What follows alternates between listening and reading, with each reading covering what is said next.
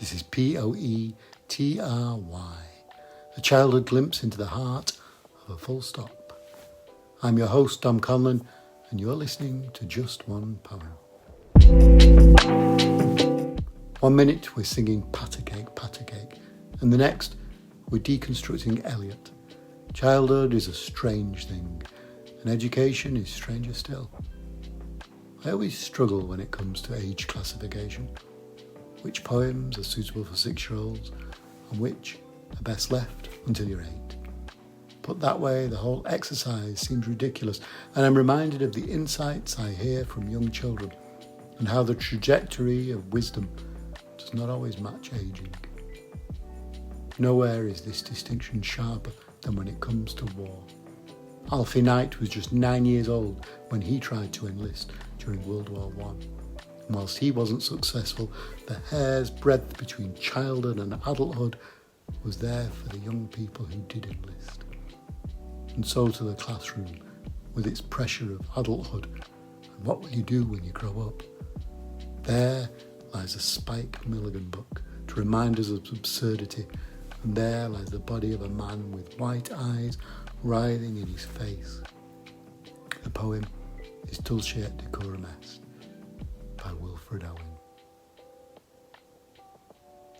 Bent double like old beggars under sacks, knock-kneed, coughing like hags, we cursed through sludge, till on the haunting flares we turned our backs, and towards our distant rest began to trudge.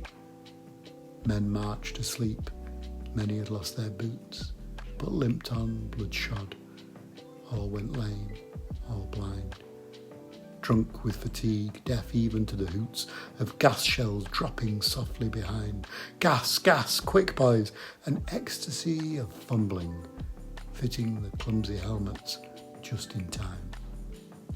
But someone still was yelling out and stumbling and floundering like a man in fire or lime. Dim through the misty panes and thick green light, as under a green sea, I saw him drowning. In all my dreams before my helpless sight, he plunges at me, guttering, choking, drowning.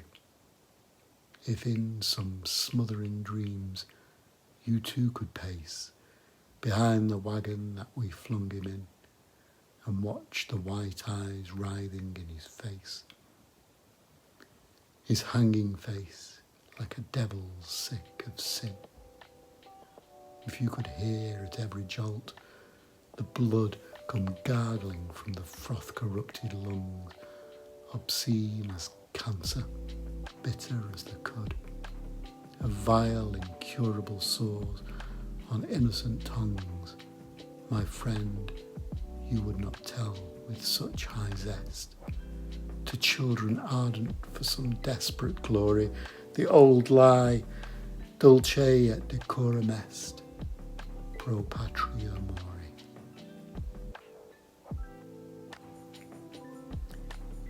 Here's one interesting exercise around poetry and children. Try erasing the imagery from Owen's poem and ask the children to replace it with their own. Tell them to base it on their lives. You'll see a world us adults often forget.